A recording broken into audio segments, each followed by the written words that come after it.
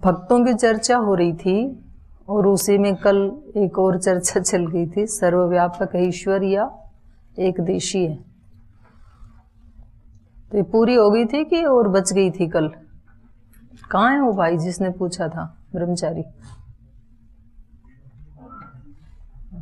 अभी और बाकी है कि हो गया, पूरा हो गया?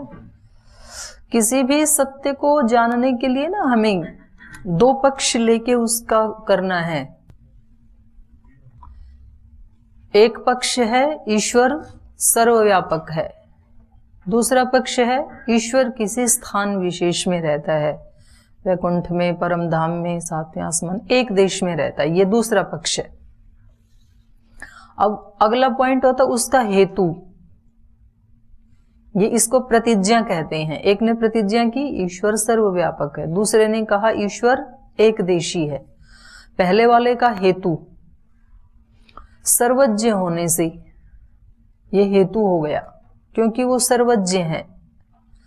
और दूसरा पक्ष वाला तो अपना हेतु खुद देगा, उसका क्या हेतु होगा। फिर होता है उदाहरण तीसरा, जैसे कि मनुष्य क्योंकि सर्वज्ञ नहीं है, सब कुछ नहीं जानता है ना मनुष्य, तो इसलिए वो सर्वव्यापक भी नहीं है। वो कितना जानेगा, जहां वो रहेगा उतना जानेगा मनुष्य। जैसे मान लीजिए आप यहां गुरुकुल में रहते हैं तो केवल गुरुकुल के बारे में जानेंगे। फिर आप किसी दूरदर्शन आदि के माध्यम से या अखबार रेडियो के माध्यम से अपने देश से कनेक्ट होते हैं तो देश के बारे में जानेंगे, फिर विदेश के बारे में नहीं जानेंगे। विदेश से कनेक्ट होंगे तो विदेश के बारे में जानेंगे। तो जितने किसी भी माध्यम से आप कनेक्ट होंगे उतने मात्र को जानेंगे, उससे अतिरिक्त नहीं जानेंगे। आप यदि संस्कृत पढ़ते हैं यहाँ पे तो संस्कृत के बारे में ही जानेंगे, साइंस टेक्नोलॉजी के बारे में नहीं जानेंगे। सर्वज्ञ नहीं हो सकते हैं आप। और ये जो किसी के माध्यम से मैंने कहा, ये भी फिर किसी दूसरे का बताया हुआ ज्ञान है, हमारा अपना प्रत्यक्ष नहीं कहेंगे उसको। जैसे मान लीजिए टीवी पे लिखा है कि बहुत वहां पर बर्फबारी हुई है या कहीं आग लगी है, तो ये आपको ज्ञान तो हुआ कि वहां ऐसा हुआ है, लेकिन वो बर्फ कितनी मात्रा में गिरी है, किस प्रकार की है, उसका आकार प्रकार क्या है, आग लगी है तो उस अग्नि का आकार क्या है, वो आपको नहीं मालूम पड़ेगा। वो कब मालूम पड़ेगा?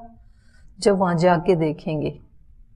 तो ज्ञान तो है लेकिन अनुमान ज्ञान है उस न्यूज को सुनकर के, प्रत्यक्ष ज्ञान नहीं है। प्रत्यक्ष ज्ञान कितने का हो सकता है मनुष्य को? जहां वो रहता है। इस कक्ष में है तो इस कक्ष का दिखेगा आपको, फेज 1 का भी नहीं दिखेगा। प्रत्यक्ष ज्ञान फेज 1 का भी नहीं हो सकता है आपको। जैसे मैं आपको बताऊं कि अभी मैं फेज 1 से आई हूं, वहां घुटनों तक पानी भरा है, तो एक ज्ञान आपको हुआ, लेकिन जो मैंने प्रत्यक्ष देखा वो आपको नहीं हो सकता। तो वो मनुष्य एक देशी है, इसलिए वो सर्वज्ञ नहीं है। और ईश्वर क्योंकि सर्वज्ञ है, तो सर्वज्ञ तो वही होगा ना जो सब जगह व्यापक हो। फिर जो सब जगह है वही तो सब चीजों के बारे में जान पाएगा। जो वहां है ही नहीं तो कैसे जानेगा वो? सर्वज्ञ है, इस बात का क्या प्रमाण है? क्योंकि वो सबको यथा योग्य कर्म का फल देता है। अगर वो सबको ना जाने तो फिर सबको यथा योग्य कर्म का फल ना दे, किसी को कुछ भी दे दे बिना जाने तो। और अगर किसी को कुछ भी दे दे तो क्या दोष होगा? तब तो फिर अन्याय हो जाएगा। न्यायकारी नाम है ना उसका, तो ईश्वर न्यायकारी है, ऐसा विशेषण है उसका। तो न्याय तो व्यक्ति तभी कर पाएगा जैसा जिसका कर्म वैसा उसका फल। तो ये इतने सारे हेतु और उदाहरण हैं हमारे पास सर्वव्यापक होने में। सर्वव्यापक है इसलिए वो पृथ्वी पर रहने वाले, पृथ्वी के नीचे, पृथ्वी के अंदर रहने वाले और जल के अंदर रहने वाले, आकाश में उड़ने वाले सब प्राणियों के बारे में, उनके कर्मों के बारे में प्रत्यक्ष जानता है, क्योंकि सर्वव्यापक है ना। हमारे मन में क्या भाव क्या विचार चल रहा है उसको भी जानता है, क्योंकि वो हमारे अंदर भी है। अगर हमारे अंदर ना हो तो फिर नहीं जान पाएगा कि हमारे अंदर क्या भाव चल रहे हैं, क्या विचार चल रहे हैं, और उसको नहीं जान पाएगा तो हमें कर्म का फल भी नहीं दे पाएगा। तो ये इतने हेतु हैं उसके सर्वव्यापक होने, और भी बहुत सारे हैं, ये थोड़ा बताया किसी चीज को सिद्ध करने के लिए। अब दूसरे पक्ष में, दूसरा पक्ष कहता है कि वो किसी स्थान विशेष में रहता है, और इस हमारे पक्ष का खंडन करने के लिए हेतु क्या दिया हमने, उस पक्ष का खंडन करने के लिए हेतु क्या दिया, अगर एक देश में होगा तो वो सर्वज्ञ नहीं हो पाएगा, ये दोष आएगा। अगर वो सर्वज्ञ नहीं होगा तो वो यथोचित कर्मों का फल नहीं दे पाएगा, दूसरा दोष। तीसरा, यदि यथोचित कर्म फल नहीं दे पाएगा तो अन्यायकारी हो जाएगा, तीसरा दोष। ऐसे अनेक दोष हम उसमें दिखाएंगे। और ये व्यक्ति क्या दोष दिखा रहा है, ये कहता है जी यदि वो ईश्वर है और आप उसको सर्वव्यापक कह रहे हैं और साथ ही ये भी कह रहे हैं शुद्ध है, पवित्र है, और फिर आप कह रहे हैं सर्वव्यापक है तो कीचड़ में भी है, तो कीचड़ तो पवित्र नहीं है, तो वहां ईश्वर कैसे हो सकता है? कीट पतंग ये तो निकृष्ट योनियां हैं, तो वहां ईश्वर कैसे हो सकता है? ये दोष उसने दूसरे पक्ष वाले ने दिखाया, लेकिन ये दोष वो किस में दिखा रहा है? शरीर में दिखा रहा है। कीट पतंग आदि क्या है? शरीर हैं। कीचड़ क्या है? एक आकृति विशेष है। ईश्वर आकृति नहीं है,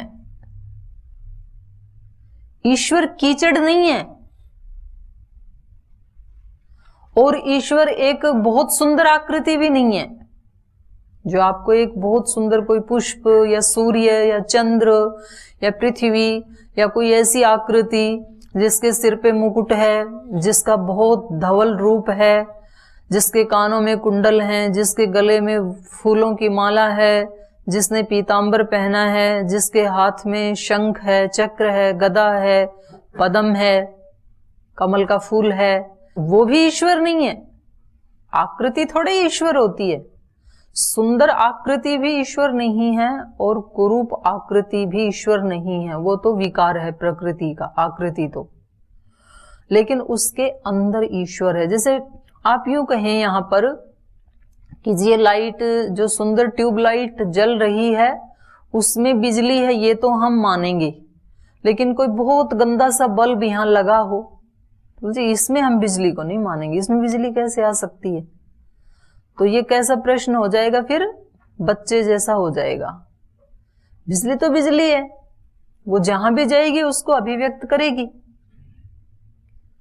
तो बल्ब बिजली नहीं है, सुंदर बल्ब भी बिजली नहीं है, गंदा बल्ब भी बिजली नहीं है। बिजली तो एक वेव है, एक तरंग है, उसको आप सुंदर या असुंदर नहीं कह सकते हैं, एक शक्ति है वो। आप कहेंगे जी वो छोटे से चींटी में ईश्वर कैसे हो सकता है, उसको तो हम पैरों तले रौंद के चलते हैं। चींटी ईश्वर नहीं है, पर चींटी के अंदर जो चेतनता है उस चेतनता में और हाथी के अंदर जो चेतनता है उस चेतनता में कोई अंतर नहीं है। ये ऐसा ही है जैसे आप कहो जी 0 वाट का जो बल्ब है उसमें बिजली कैसे हो सकती हो, तो बहुत छोटा सा है। और जो कोई बहुत बड़ा हो, 200 वोल्टेज का हो, 250-300 वोल्टेज का हो, तो इसमें तो हम मान लेंगे कि बिजली है। बिजली दोनों में बराबर है, इंस्ट्रूमेंट दोनों का अलग है। जहां आपने 0 वाट का बल्ब लगाया है अभी, वहां पर यदि आप उसको उतार के 250 वाट का बल्ब लगाएं तो उसी होल्डर में, उसी पॉइंट में बड़ा प्रकाश दिखाई देने लगेगा। प्रकाश तो वही था, अभिव्यक्त करने वाला साधन छोटा या बड़ा होता है। चेतनता तो वही है, उस चेतनता को चींटी भी अभिव्यक्त कर रही है, हाथी भी अभिव्यक्त कर रहा है, मनुष्य भी कर रहा है। तो हम ईश्वर को कोई फॉर्म, कोई आकृति ना जाने, कोई आकृति नहीं है, वो आकृति में भी है लेकिन वो आकृति से रहित भी है, निराकार भी है। तो हम आकृतियों को देखेंगे तो हमें भ्रम हो जाएगा कि जी ईश्वर शुद्ध है, फिर वो इस आकृति में कैसे हो सकता है, इतनी कुरूप आकृति है। अष्टावक्र का उपदेश जनक को यहां से तो शुरू हुआ था। अष्टावक्र की आकृति कैसी थी, टेढ़ी मेढ़ी, 8 जगह वक्र था ना उसके शरीर में। अब ऐसे किसी व्यक्ति को आप देखें और कहें कि ये तो योगी है, तो फिर सामान्य रूप से तो हंसी आती है ना, ये कैसे योगी हो सकता है। सामान्य रूप से नहीं, विद्वानों को भी हंसी आ गई। जनक जैसे जो महाविवेकशील व्यक्ति थे उनको भी हंसी आ गई। तब अष्टावक्र ने कहा कि मुझे तो लगता था मैं विद्वानों की सभा में आया हूं, यहां तो सारे चमार बैठे हैं। चमार कहते हैं जो चर्म का काम करे, चर्म का कार्य जो करते हैं वो चमार।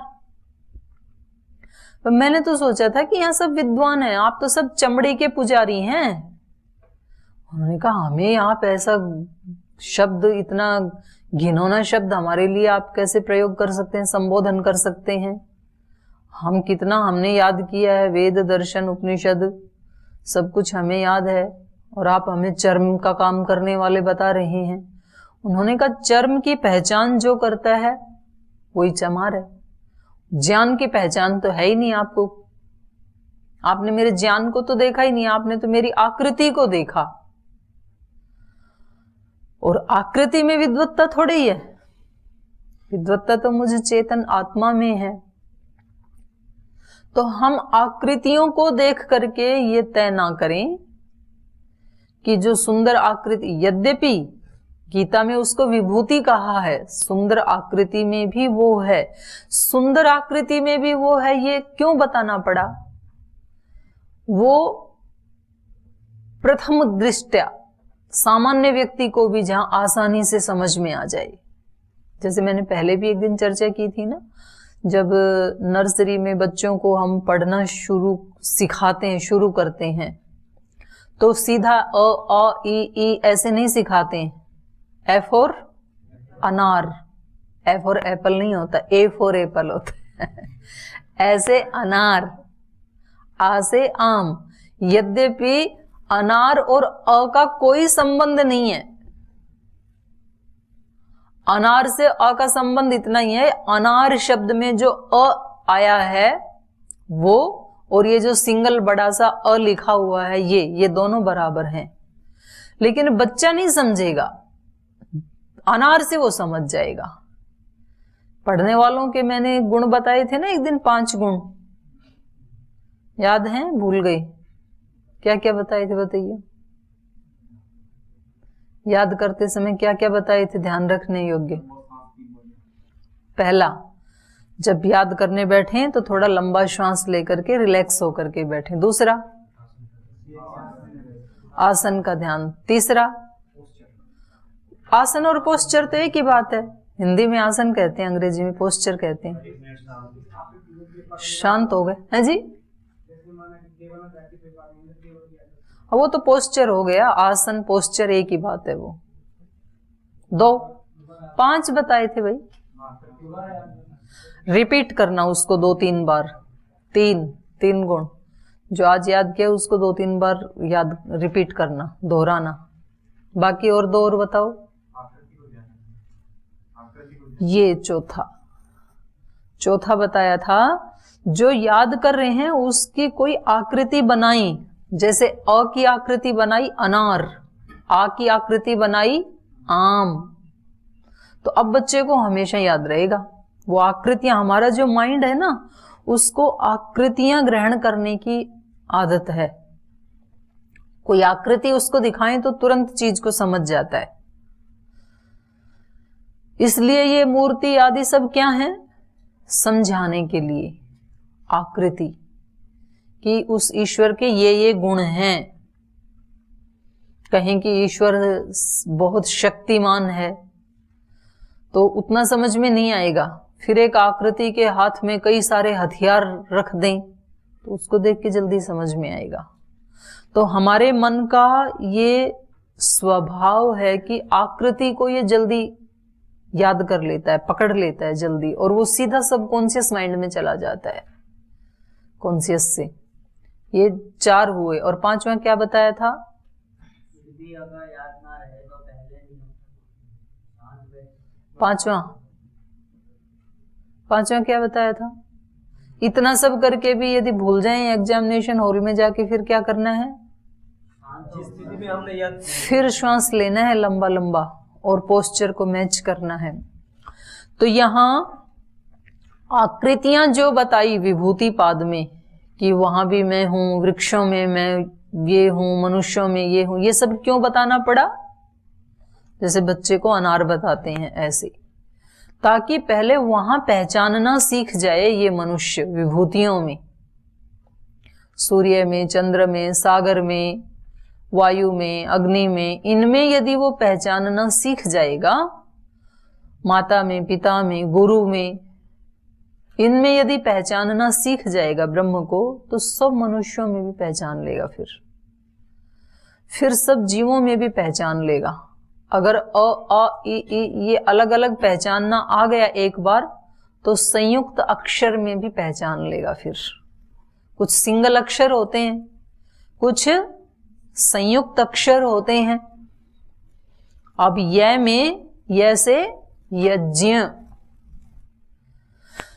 तो य में यदि पहचान लिया, या जैसे जल, और ज प्लस य मिला दिया तो ज्ञ, ज्ञानी, यज्ञ, तो वहां भी पहचान लेगा। ज्ञ में भी, ज्ञ में क्या है? ज प्लस य, तो अलग अलग ज प्लस य को यदि जान लिया तो ज्ञ में भी जान लेगा फिर कि भाई इसमें भी क्या है, वो ही 2 अक्षर हैं, ज प्लस य है।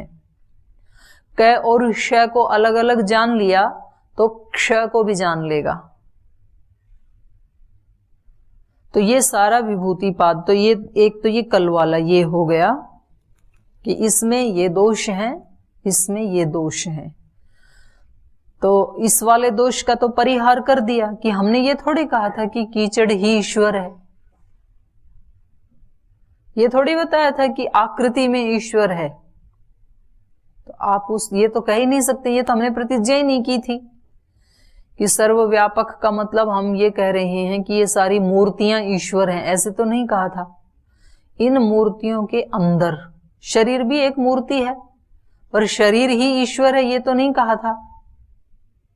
शरीर के अंदर ये कहा था। जैसे कि बिजली, उसकी कोई फॉर्म नहीं होती, कोई आकृति नहीं होती है उसकी। ईश्वर एक वेव है, एक तरंग है, एक शक्ति है, एक ऊर्जा है, एक लाइट है, पर उसकी कोई आकृति नहीं है। आकृति सारी किसकी हैं? प्रकृति की हैं, पंचभूतों की हैं आकृतियां सब जितनी भी हैं, चाहे वो सुंदर है, कुरूप है, उसको जो भी कहें। और सुंदर कुरूप भी किसके दृष्टि से हैं? ये आप में से एक दिन एक किसी भाई ने पूछा था कि जिसको हम असुंदर कह रहे हैं, कुरूप कह रहे हैं, किसी दूसरे प्राणी के लिए वो सुंदर है, आपने पूछा था। तो सुंदर कुरूप की ये परिभाषा भी हमने किसकी दृष्टि से की है? अपनी दृष्टि से। हमें जो अच्छा लगता है उसको हम सुंदर कह रहे हैं। वास्तव में तो कोई भी आकृति बुरी नहीं है, हमें जो प्रतिकूल लगती है उसको हम बुरा कहते हैं। शेर क्योंकि हमें खा जाता है, इसलिए शेर की आकृति हमारे लिए कैसी है? डरावनी, कुरूप। उसके बच्चे से पूछो, उसके बच्चे को तो वही मांसाहार ला के देता है ना, तो उसको अपने पिता की या अपनी माँ की आकृति कैसी लगती है? शेरनी की आकृति कैसी लगती है उसके बच्चे को? बहुत सौम्य लगती है, बहुत करुणालु लगती है अपनी माँ शेरनी। दूसरे व्यक्ति को क्रूर लगती है क्योंकि उसको दुख दे रही है। तो ये भी हमने अपनी सुविधा और अपनी उसको क्या कहेंगे, हमारी अपनी जो चेतना का स्तर है या हमारी अपनी जो अनुकूलताएं हैं, अपनी जो पसंद हैं, उसके अनुसार हमने, इतने सारे कलर्स हैं दुनिया में, नीला, पीला, हरा, काला, पीला, जितने भी हैं बहुत सारे हैं। फिर उनमें भी मिला मिला के लाइट शेड, डार्क शेड, तो कोई ना कोई व्यक्ति तो सभी कलर को पहनते ही है ना। लेकिन आपको जो कलर पसंद नहीं है, जब आप दुकान पे जाएंगे तो आपको वो खोला भी नहीं उसने अभी वस्त्र, बोलना ना इसको रहने दो, इसको साइड में डाल दो। और आपको लगता है इसको भी क्या कोई लेता होगा संसार में, इस कलर को भी, लेकिन लेते हैं। तो हर व्यक्ति की अपनी अपनी पसंद है ना, अलग अलग।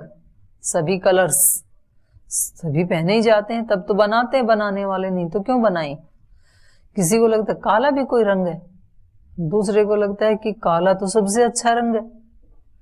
जैसे काली कामली पे चढ़े ना दूजो रंग, तो जिस पे दूसरा रंग कोई नहीं चढ़ सकता है वो काला रंग है। किसी को लगता है ये कोई नीला भी कोई रंग है, कहते हैं नीला तो आसमान का प्रतीक है, अनंत का प्रतीक है।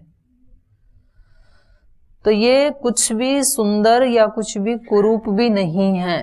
हमने ऐसे मान लिया कि कीचड़ कुरूप है, हमने ऐसे मान लिया कि मल खराब है, लेकिन मलमल धारणे संस्कृत में हमारे शरीरों को किसने धारण कर रखा है? जो ये शरीर सुंदर सा दिखाई दे रहा है आपको, और जिसको रोजाना आप स्नान करके साबुन लगा के और तेल लगा के सुंदर दिखने की या दिखाने की कोशिश करते हैं, इस शरीर को किसने धारण कर रखा है?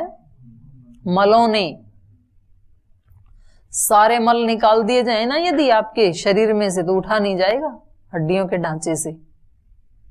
मल धातु का अर्थ है मलमल धारणे, जो शरीर को धारण किए हुए है।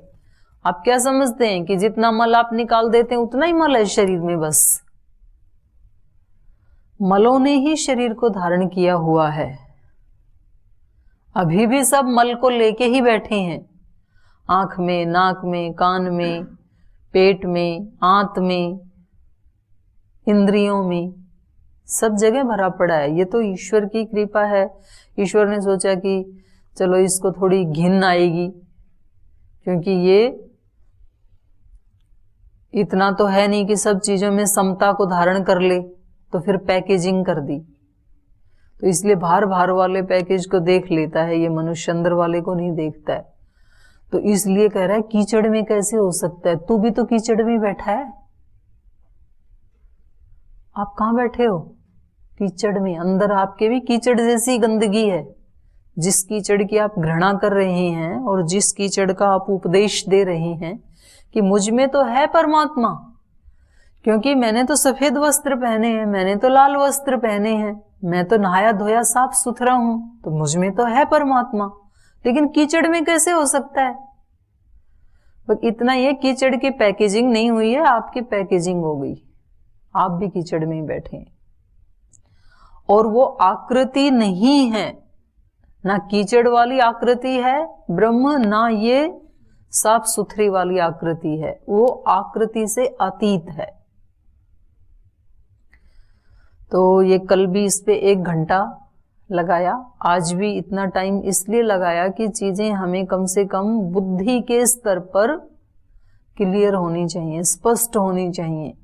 नहीं तो कभी कभी कुछ लोग ऐसे कुतर्क देते हैं कि फिर व्यक्ति भ्रमित हो जाता है। तो कभी भी जिस पथ पे हम चले हैं, और एक उससे अगली बात, मान लीजिए कोई बात हमें अपनी बुद्धि के स्तर पर स्पष्ट नहीं भी हुई है, तो फिर हमें क्या करना है? जिन आत्माओं ने उसको प्रत्यक्ष देखा है, उस मार्ग के बारे में जिनका प्रत्यक्ष नॉलेज है, फिर उनकी बात के ऊपर अटूट विश्वास करना, उसमें डाउट नहीं करना। अब आप कहेंगे जी पता नहीं ऋषियों के ऊपर भी विश्वास नहीं होता है। जो दूसरे मत संप्रदाय के लोग हैं वो कहते हैं कि हमारे जो फाउंडर हुए उसको हम तो ऋषि मानेंगे, उन्होंने जो कहा हम तो उसी को सत्य मानेंगे, हमारे लिए तो वही ऋषि हैं। तो फिर आप वेद को प्रमाण माने, क्योंकि वेद किसी ऋषि की वाणी नहीं है। वेद क्या है? ऋषियों के भी ऋषि, स्वयं ईश्वर की वाणी है। और वेद के एक अक्षर को भी आज तक कोई व्यक्ति संशोधित करने का दुस्साहस नहीं कर पाया कि इसमें हम एक वर्ण का तो कम से कम करेक्शन कर दें, मात्रा का भी कर दें, ऐसा भी नहीं हो पाया। तो वेद के जो वाक्य हैं वो त्रिकाल में सत्य हैं। पतिरेक आसीत। हिरण्यगर्भ समवर्तताग्रे भूतस्य जातः पतिरेक आसीत। वो एक स्वामी था। भूतस्य जातः प्राणी मात्र जो उत्पन्न हुए हैं उन सब का वो एकमात्र स्वामी था, आज भी है, और आगे आने वाली सृष्टियों में भी वही स्वामी रहेगा। कोई मनुष्य स्वामी हो जाएगा ऐसा नहीं है।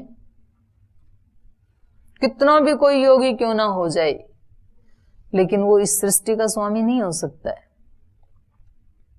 तो वेद के वाक्य क्या हैं? त्रिकाल में सत्य हैं। पहले भी सत्य थे, आज भी वही सत्य हैं और हमेशा रहेंगे आगे भी। तो फिर वेद के प्रमाण को डाउट नहीं करना, उसको पकड़ करके हम आगे बढ़ें। फिर अगली बात जो थी कि जी गीता में भी ऐसे ही कहा है। तो यद्यपि गीता में तो ऐसे नहीं कहा कि मैं किसी परम धाम में रहता हूं, और इन्होंने तो विभूतियों का भी वर्णन किया है, और फिर भी गीता तो हम पढ़ ही रहे हैं। आज ही आ जाएगा गीता वाले क्या मानते हैं, क्योंकि गीता अभी जिसने सारी पढ़ी नहीं उस व्यक्ति को तो चाहे जो मर्जी बहका दो कि गीता में ऐसे लिखा है। जिस व्यक्ति ने वेद नहीं पढ़ा उसको तो बहका सकते हो कि वेद में ऐसे लिखा है, पर जिसने वेद पढ़ रखा है उसको कैसे बहकाओगे? जिसने गीता पढ़ रखी है उसको कैसे बहकाओगे? तो गीता तो क्या कह रही है, अभी आएगा, देखना आप।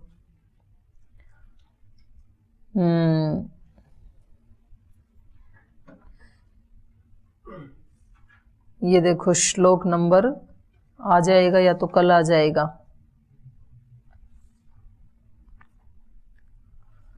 25 नंबर श्लोक देखो। ना हम प्रकाश्य सर्वस्य योग मायया समावृतः मूढ़ो अहम न अभिजानाति लोको माम अजम अव्ययम। जो मूढ़ लोग हैं वो मुझको जानते नहीं हैं। मैं तो अज हूं, अव्यय हूं। अव्यय मतलब त्रिकाल में एक रहने वाला, जिसमें कोई चेंज नहीं आता है। और ऐसे ही एक पंक्ति ये देखो, यो यो याम याम तनुम भक्तः श्रद्धया अर्चितुम इच्छति, 21 वाला ही, तस्य तस्य अचलाम श्रद्धाम ताम एव विदधामि अहम। जिस जिस रूप में जो मुझे जानते हैं। तो इसमें और भी एक जगह आया है। और तो चलो ये जब अभी पाठ में आएगा, आज और कल आएंगे ना, तो इसको वहां स्पष्ट कर देंगे फिर।